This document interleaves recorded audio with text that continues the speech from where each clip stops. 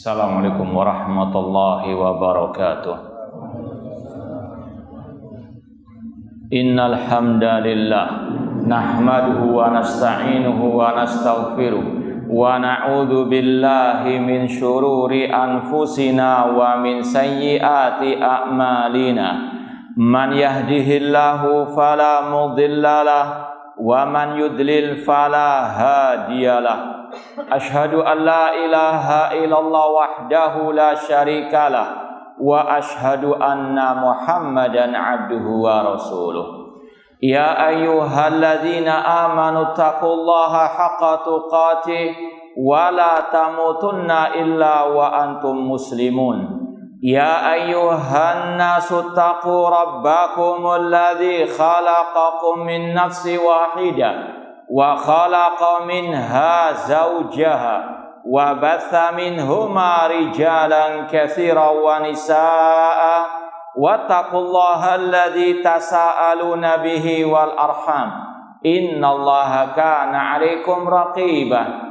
Ya ayyuhalladzina amanu taqullaha wa qulu qawlan sadida yuslih lakum a'malakum wa yaghfir lakum dhunubakum wa may yuti'illaha wa rasulahu faqad faza fawzan 'azima.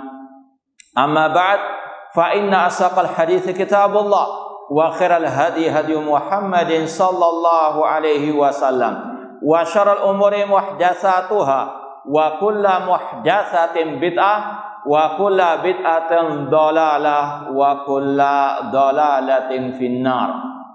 Masal muslimin, ikhwani fillah wa akhwati, bapak-bapak, ibu-ibu, saudara-saudari rahimani wa rahimakumullah.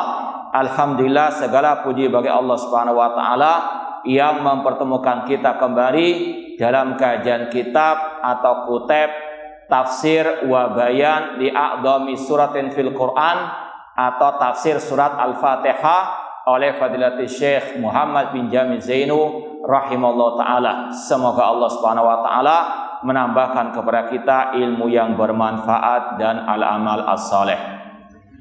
Kita lanjutkan lagi tentang keutamaan surat Al-Fatihah dari hadis Rasulullah sallallahu alaihi wasallam. Sudah kita baca al-haditsus tsani, namun kita baca kembali al-haditsus tsani an Abi Sa'id Al-Khudri radhiyallahu ta'ala anhu qala.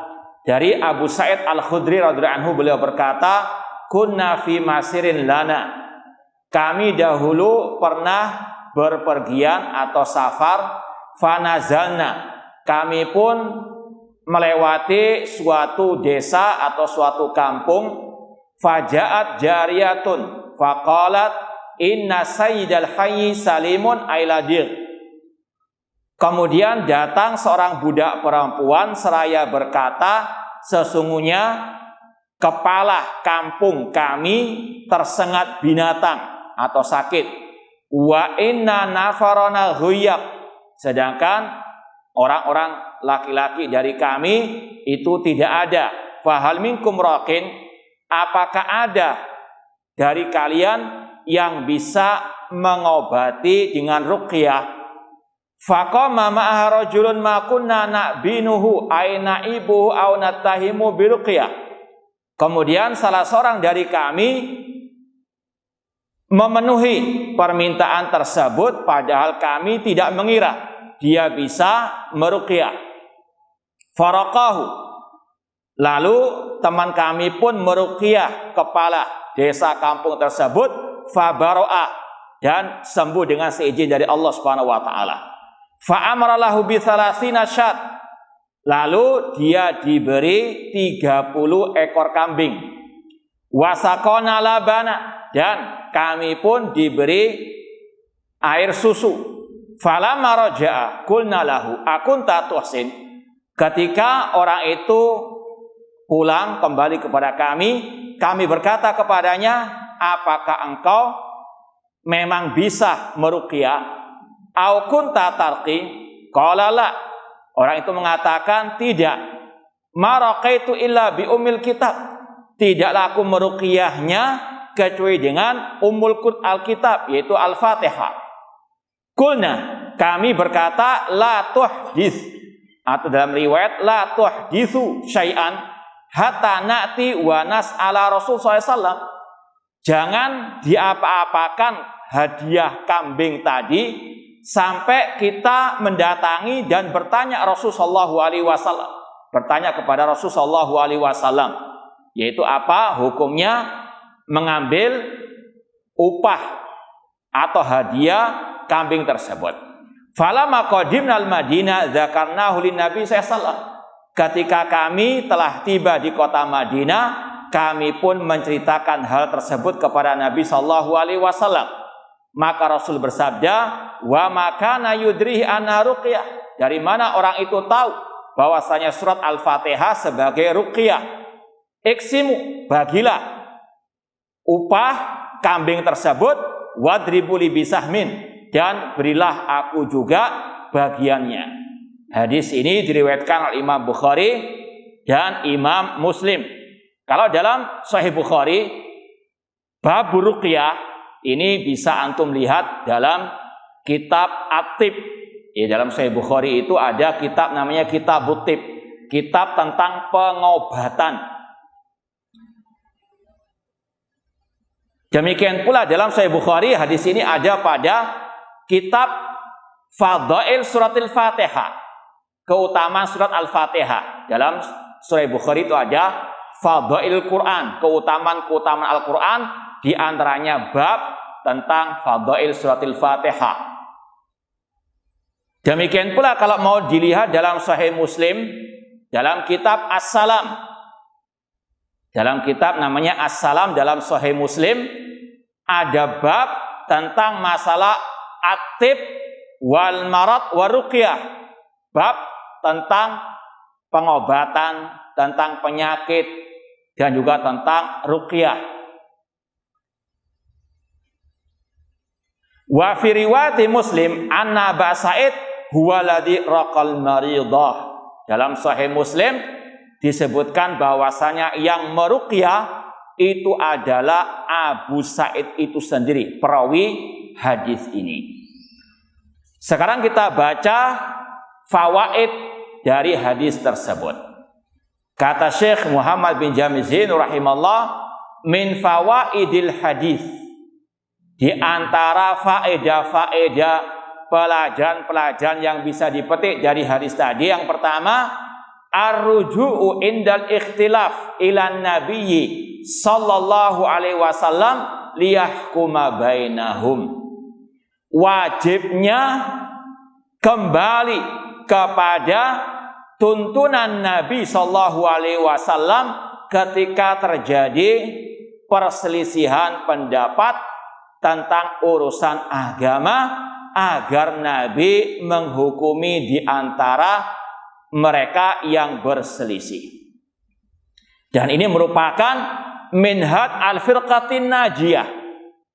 Seperti yang kita sering sampaikan, penulis buku ini Syekh Muhammad bin Jamil Zain rahimahullah punya buku lain yang juga ringkas namun padat isinya, yang sangat luar biasa berharga. Beliau menulis kitab judulnya Minhaj al-Firqatin Najiyah, metode kelompok yang selamat. Beliau sebutkan di antara Minhaj Firqatin Najiyah yaitu kembali kepada Al-Quran dan Sunnah ketika ada perselisihan pendapat. Ini sifat dan metode Ahlu Sunnah wal Jamaah. Kalau ada perselisihan pendapat, entah dalam urusan akidah, dalam urusan ibadah, dalam urusan mungkin manhaj dakwah, Ahlu Sunnah tidak menghukumi dengan akal-akalan, dengan hawa nafsu atau perasaan atau mayoritas manusia, namun menghukumi, memilih pendapat yang sesuai dengan Al-Quran dan Sunnah Rasulullah SAW. Dan inilah yang telah diperintahkan oleh Allah dalam surat An-Nisa 59. Qala Allah Ta'ala, fa in tanaza'tum fi syai'in farudduhu ilallahi wa rasul. Jika kalian berselisih tentang suatu permasalahan, kembalikanlah kepada Allah dan Rasul. Kembalikanlah kepada Al-Quran dan Sunnah Rasul. jika kalian beriman kepada Allah dan hari akhir, itu baik dan akibatnya pasti baik. Dan ini yang dipraktikkan oleh para sahabat Rasulullah SAW. Para sahabat adalah suri teladan kita semuanya. Kita diwajibkan oleh Allah mengikuti jejak mereka. Di antaranya kalau berselisih dalam suatu permasalahan agama, wajib mengembalikannya kepada tuntunan Rasulullah SAW. Ya, tadi para sahabat berselisih pendapat tentang Abu Sa'id Al-Khudri menerima hadiah ataupun upah 30 ekor kambing karena hasil meruqyah tadi.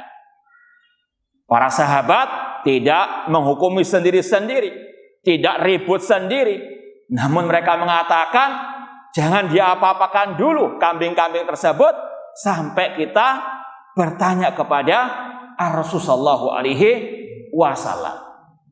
Ini ketika Rasul masih hidup. Ketika Rasul sudah meninggal dunia, kita kembali kepada hadis-hadis beliau. Tuntunan Rasul semuanya sudah termaktub dalam hadis-hadis beliau. Dalam kitab-kitab hadis, di antaranya Sahih Bukhari, Sahih Muslim, Kitabus Sunan, Sunan Abu Dawud, Tirmidzi, Ibnu Majah, An-Nasa'i, Musnad Imam Ahmad dan sebagainya.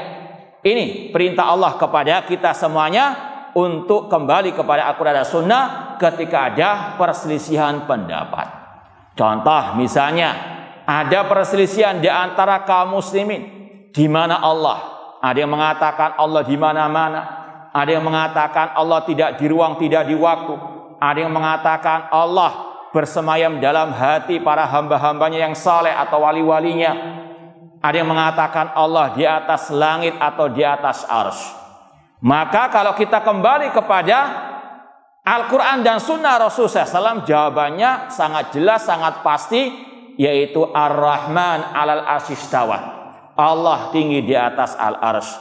A'amintum man fis sama. Apakah kalian merasa aman dengan zat yang di atas langit, yaitu Allah Subhanahu wa taala.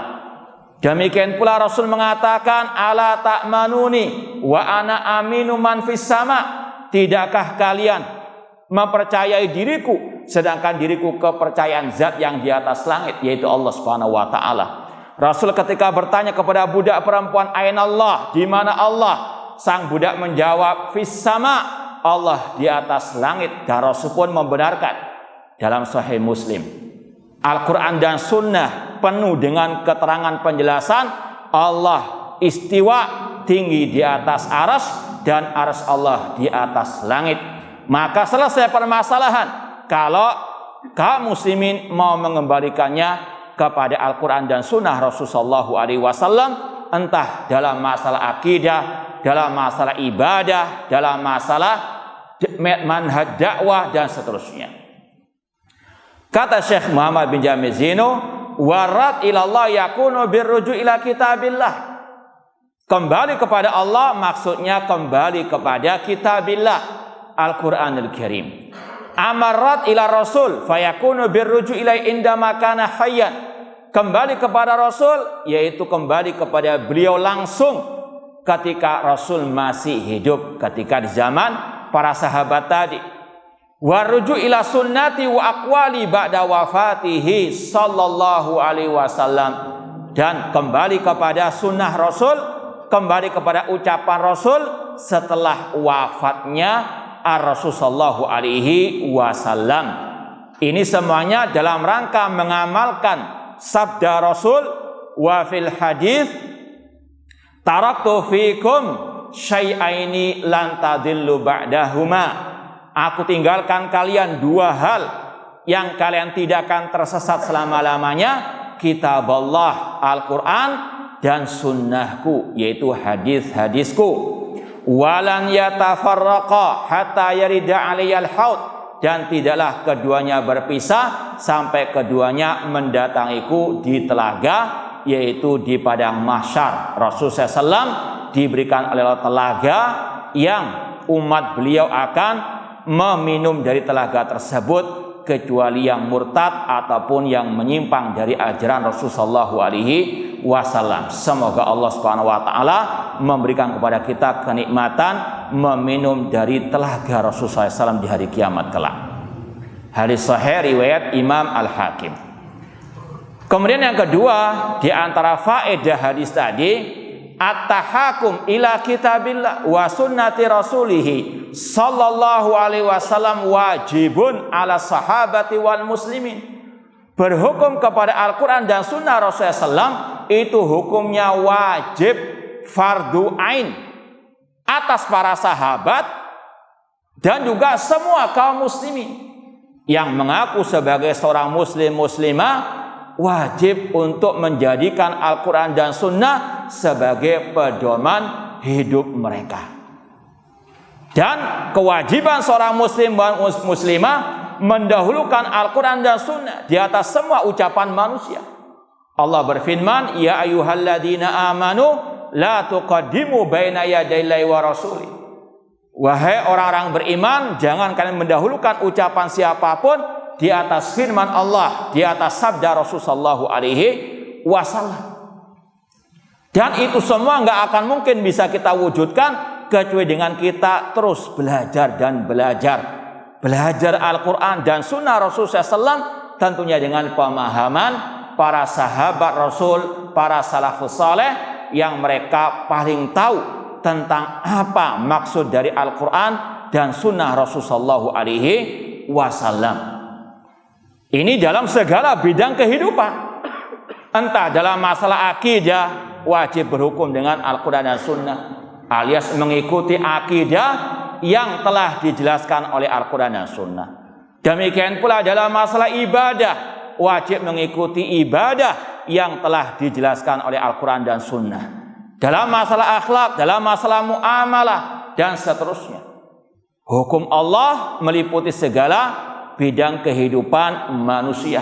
Dan Allah perintahkan setiap muslim muslimah, udkhulu fisilmi kafah, masuklah ke dalam Islam secara totalitas keseluruhan. Jangan setengah-setengah, hanya mengambil bagian ibadah saja, mengambil bagian akhlak saja dan sebagainya.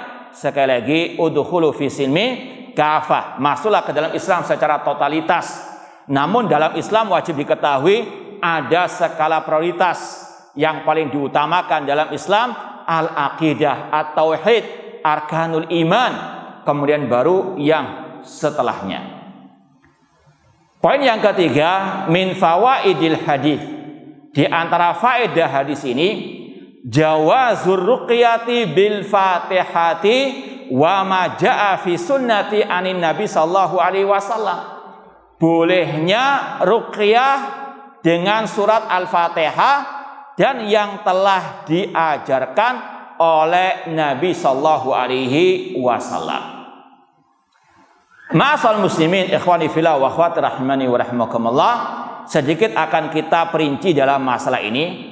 Ruqyah seperti yang sudah kita sampaikan, istilahnya pengobatan dengan menggunakan bacaan Al-Quran atau dengan nama-nama dan sifat-sifat Allah, atau yang diajarkan oleh Rasulullah SAW dari doa maupun zikir.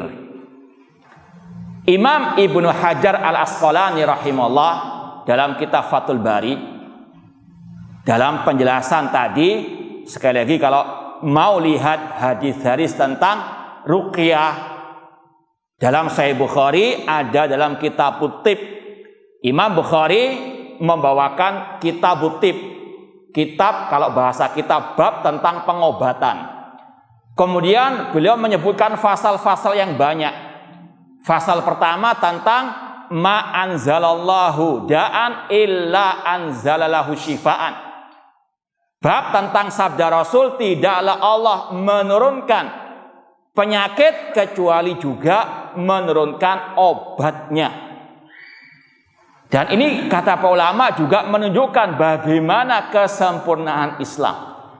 Islam itu sangat sempurna.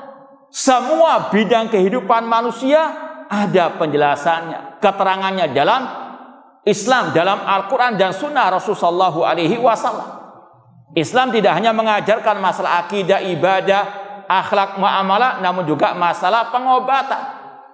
Bahkan lebih dari itu, Islam mengajarkan juga bagaimana al-wiqayah, intinya mencegah sebelum terjadi penyakit. Ya, seperti dalam hadis yang sering kita sampaikan ketika pandemi, firra minal majlum firaraka minal asad.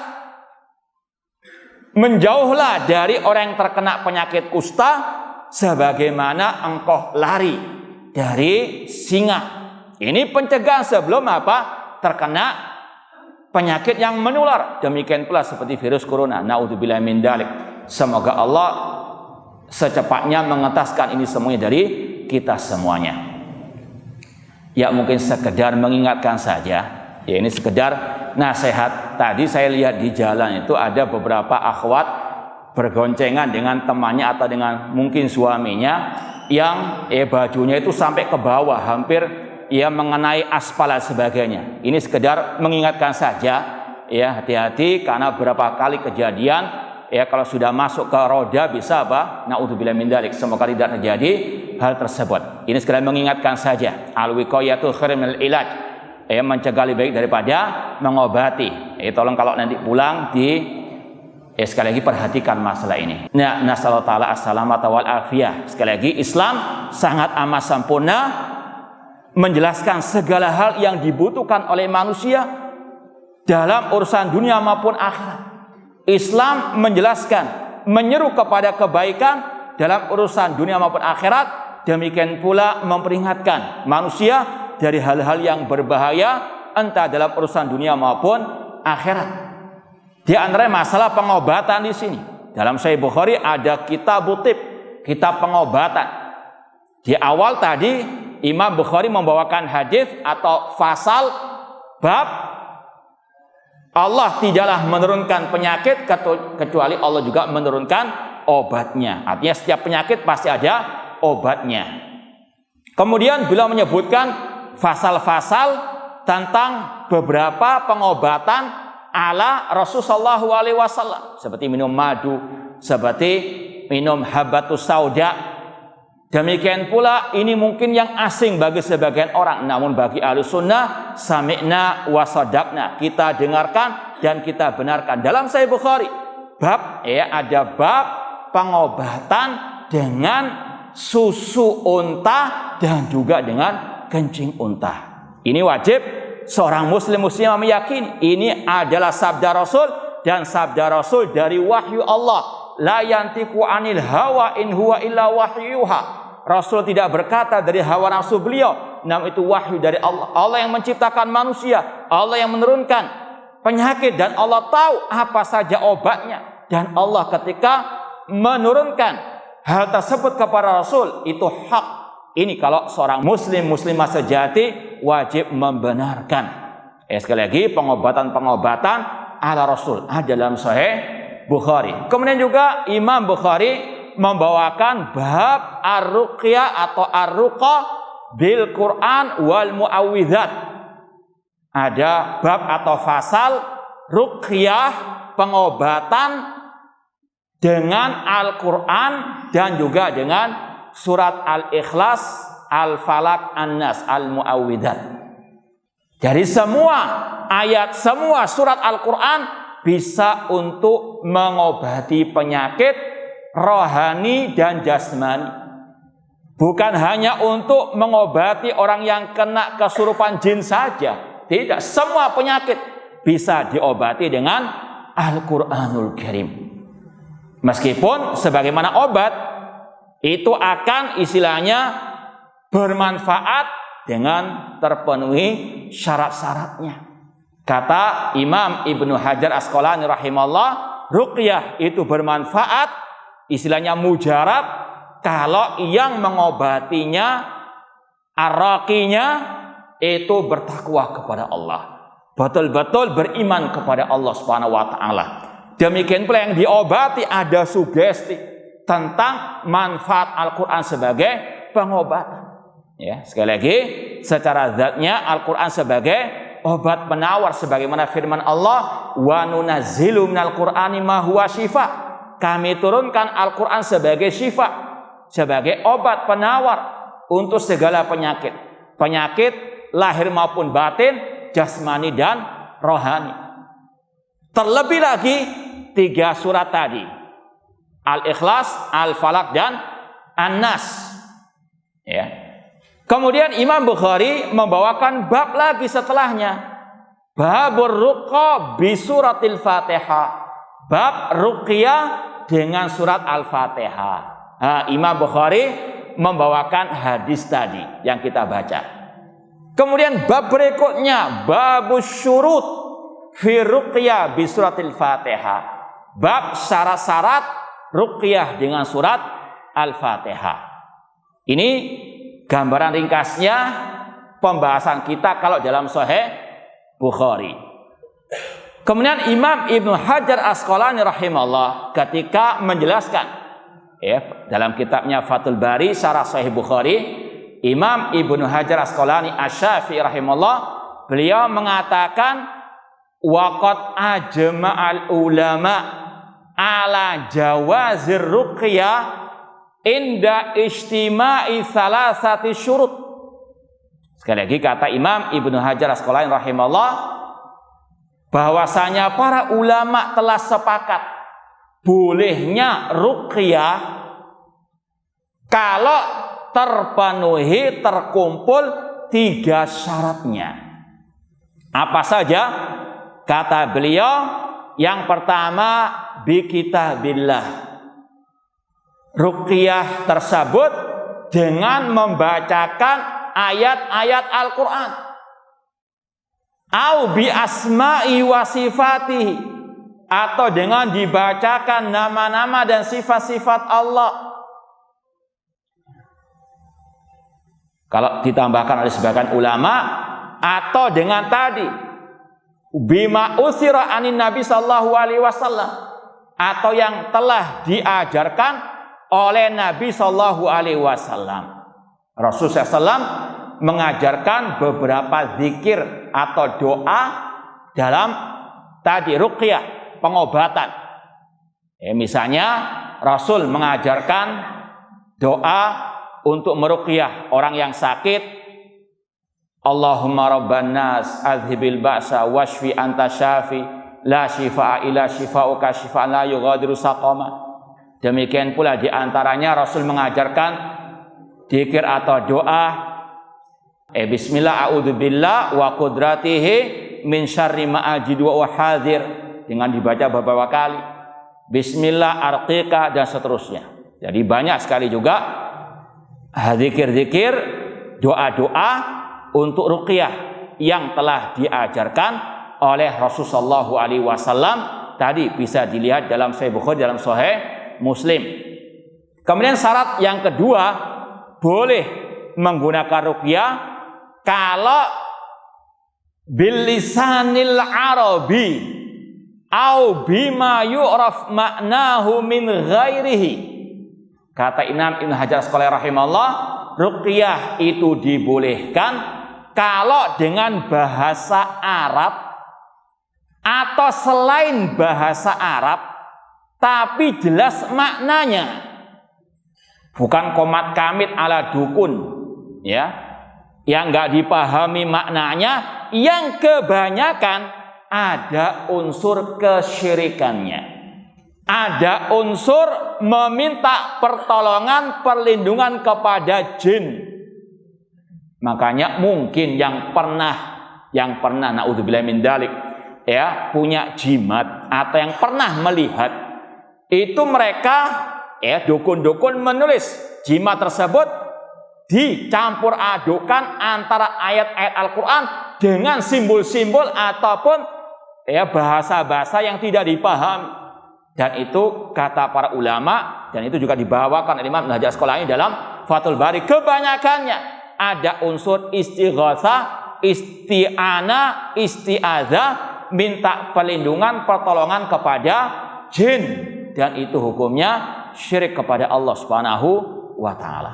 Makanya sekali lagi, syarat yang kedua harus dengan bahasa Arab, tentunya yang enggak syirik bahasa Arab, tapi apa? Ya, intinya sama, minta pertolongan kepada selain Allah juga sama. Ya, namun di sini dengan bahasa Arab atau dengan selainnya yang maknanya itu jelas, yaitu jauh dari kesyirikan. Karena Rasul dalam Sahih Muslim pernah ditanya oleh sahabat Rasul SAW, kunna narqi fil jahiliyah, dari sahabat Auf bin Malik al-Asja'i radhiyallahu anhu, beliau mengatakan, ya Rasulullah, kami dahulu meruqyah pada waktu zaman jahiliyah sebelum kami masuk Islam. Kemudian beliau bertanya, mada tara, bagaimana pendapat engkau ya Rasulullah SAW? Maka kata Rasulullah, a'ridu alayya ruqakum, coba tunjukkan, jelaskan kepada kami bagaimana cara kalian meruqyah. Kemudian Rasul mengatakan, la ba'sa birruqa ma lam yakun syirkan, tidak mengapa dengan ruqyah selama tidak ada unsur kesyirikan, penyembahan kepada selain Allah Subhanahu wa taala. Jadi meskipun dengan bahasa Arab, tapi kalau ada syiriknya, naudzubillah min dzalik, tetap tidak boleh. Yang ketiga, kata Imam Ibnu Hajar Asqalani rahimahullah dalam kitab beliau Fathul Bari, syarat ketiga ruqyah itu dibolehkan an yu'taqada annaha la tu'athir bidzatiha, bahwasanya wajib diyakini, tidak boleh atau tidak boleh diyakini ruqyah itu bisa menyembuhkan dengan sendirinya, tidak bermanfaat dengan sendirinya, namun semuanya dengan seizin dari Allah Subhanahu wa taala. Coba dibaca lagi. 3 syarat ruqyah itu dibolehkan sebagaimana kata Al-Imam Ibnu Hajar Asqalani rahimahullah dalam kitab beliau Fathul Bari Syarh Sahih Al-Bukhari. Nah, yang pertama apa? Iya, dengan ayat-ayat Al-Qur'an atau dengan nama-nama dan sifat-sifat Allah, atau dengan yang diriwayatkan diajarkan oleh Rasulullah SAW daripada zikir dan doa untuk ruqyah. Yang kedua apa? Dengan bahasa Arab atau dengan selain bahasa Arab yang jelas maknanya. Yang ketiga, tidak boleh diyakini ruqyah itu bisa bermanfaat ataupun menyembuhkan dengan sendirinya, semua dengan seizin dari Allah Subhanahu wa taala. Ma'asal muslimin ikhwani fillah wa akhwati rahimani wa rahmakumullah. Ini kata Syekh Muhammad bin Jamil Zinu dari faedah hadis tadi, jawazur ruqyah bil Fatihah wa ma jaa fi sunnah anin Nabi sallallahu alaihi wasallam. Kemudian yang keempat, ilajul ladzi yakunu bi qiraatil Fatihah wa du'a, mengobati orang yang tersengat binatang, entah kalajengking atau yang lainnya, itu dengan dibacakan surat Al-Fatihah dan juga dengan doa. Seperti tadi, Rasul mengajarkan untuk mengobati orang yang sakit dengan doa, Allahumma rabban nas adhibil ba'sa washfi anta syafi la shifa ila shifauka shifaan la yughadiru saqaman, atau yang semisal dengannya. Wabitadawi wal akhdhi bil asbab, dan juga dengan pengobatan yang lain. Jadi jangan disalahartikan, wah kita sebagai seorang muslim harus ya dan cukup dengan tadi ya, tidak perlu dan tidak boleh pakai pengobatan medis ala barat misalnya. Maka disampaikan di sini oleh Syekh Muhammad bin Jamil Zinu, pengobatan itu juga bisa dengan yang lainnya selain pengobatan ala Rasul sallallahu alaihi wasallam. Ya, makanya dalam Islam pengobatan dibolehkan dengan 2 hal. Pengobatan ala Rasul atau tibbun nabawi, atau pengobatan yang mubah. Apa saja yang mubah tersebut. Entah itu pengobatan ya ala dokter dan sebagainya, tidak ada masalah selama tidak ada unsur yang haram dan seterusnya. Jadi sekali lagi jangan apa? Salah paham hanya membatasi pengobatan dengan pengobatan-pengobatan tersebut atau mengharamkan naudzubillah min dzalik pengobatan selainnya yang itu sebetulnya mubah dalam al-Islam. Qala Rasul sallallahu Rasul bersabda, ya ibadallah tadawau, wahai hamba-hamba Allah, berobatlah. Ini perintah dari Rasul untuk kita apa? Berobat ketika sakit. Makanya dalam masa pandemi kita sudah sering menyampaikan, jangan sok tawakal. Wah, kan saya sudah ngaji sunnah, ngaji tauhid lama, nggak usah pakai masker. Ya, kalau sudah memang takdirnya kena, pakai masker 10 tumpuk pun kena juga. Naudzubillah min dzalik. Ini kebablas. Ini ya tidak tawakal ala Rasulullah SAW. Rasul mengajarkan kepada kita ya tawakal, namun plus juga berusaha. Ketika ada seorang sahabat Rasul mau memarkir untanya, orang tersebut bertanya, apakah saya ikat untaku ini atau cukup tawakal? Kata Rasul, ikilha, kunci dia, ikat dia, kemudian tawakal kepada Allah Subhanahu wa Ta'ala. Dan sepakat ulama mengatakan tawakal itu harus disusun oleh dua hal. Yang pertama usaha, mengambil sebab. Yang kedua bergantung, ya, menggantungkan hasilnya kepada Allah. Rasul mengatakan ihris ala ma yanfa'uka wasta'in billah. Bersemangatlah dalam meraih yang bermanfaat dalam urusan dunia maupun akhirat dan tawakal kepada Allah, minta tolong kepada Allah. Jangan tawakal, enggak mau usaha. Rasul tadi mengatakan, firra minal majdum firaraka minal asad. Berusahalah untuk ya lari dari orang yang terkena penyakit kusta, penyakit yang menular. Demikian pula dengan virus corona. Sebagaimana engkau lari daripada apa? Seekor singa. Ya. Coba yang sudah sering kita sampaikan juga, yang sok tawakal, ya, namun nggak mau usaha. Rasul mengatakan, menjauhlah dari orang yang terkena penyakit kusta, sebagaimana engkau lari dari seekor apa? Singa. Nah ini sambungan hadis tadi yang penting. Coba kalau itu mengatakan tawakal, ajak ke KBS, kebun binatang sana. Suruh jarinya masuk ke kandang harimau, kandang macan. Dengan alasan apa? Tawakal. Berani enggak? Nah, ini sekali lagi Rasul menganjurkan kita untuk usaha, mencegah, mengobati dan sebagainya. Rasul mengatakan, ya ibadallah tadawau, wahai hamba-hamba Allah, berobatlah. Fa innallaha lam yadha'an illa wada'alahu dawaan. Karena Allah tidak menurunkan penyakit kecuali Allah juga menurunkan obatnya. Yang kelima, jawazu akhdhir raqi al-ajr ala ruqyati syar'iyyah. Bolehnya seorang yang meruqyah mengambil upah dari ruqyah syar'iyyahnya. Namun kata para ulama, di antaranya Syekh Ali atau Dr. Ali Nasir Al-Faqihi, ulama senior di kota Madinah, dalam kitabnya Ar-Ruqyatu Syar'iyyah minal Kitabi wa Sunnah, dan juga dalam kitab Al-Ahkam fi Ruqah wa Tamaim oleh Syekh Fahad As-Suhaimi hafizallahu taala. Namun tidak ada salafus saleh yang menobatkan dirinya sebagai spesialis ruqyah. Profesinya sebagai apa? Peruqyah, tidak ada. Ya, ini sekali lagi yang perlu disampaikan, dan ini yang disampaikan oleh para ulama.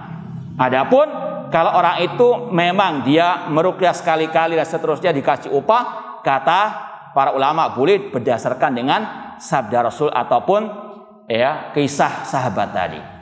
Farraqi ahaqu bil ajr min as-shakhsi alladhi yu'alid ilajan madiyan katabib al-ghairihi.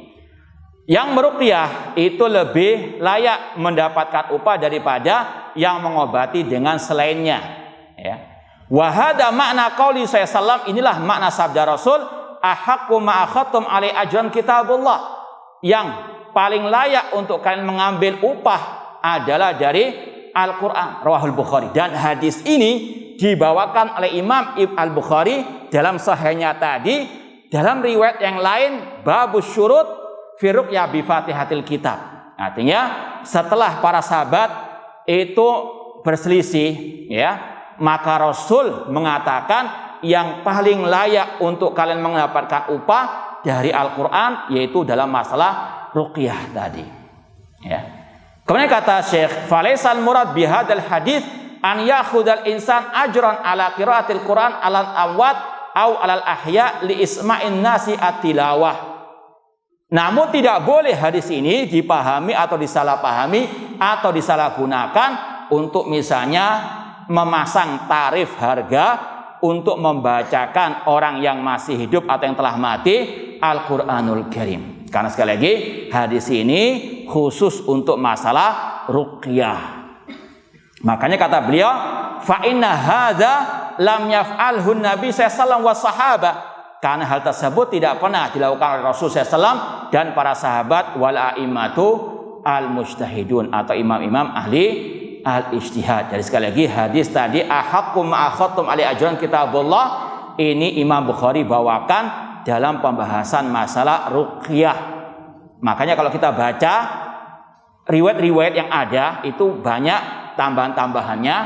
Ketika para sahabat berselisih tadi, di antara alasannya, apakah engkau mengambil upah hanya dengan meruqyah dengan surah Al-Fatihah tadi? Kemudian mereka bertanya kepada Rasul, ya Rasulullah, orang ini mendapatkan upah kambing tadi karena meruqyah dengan Al-Fatihah. Maka Rasul pun mengatakan ucapan ini, ahaqqum ma'akhadtum alaihi ajran kitabullah.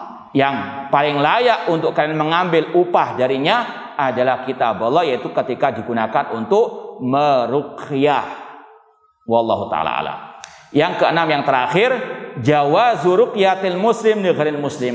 Bolehnya meruqyah orang non muslim, ya, haitsu jaa fi riwayatil Bazzar fi hadis Jabir, dalam riwayat yang lain, riwayat Al-Bazzar dari hadis Jabir bin Abdullah radhiyallahu anhu, faqalu lahum qad balaghana anna sahibakum jaa bin nuri wasyifa.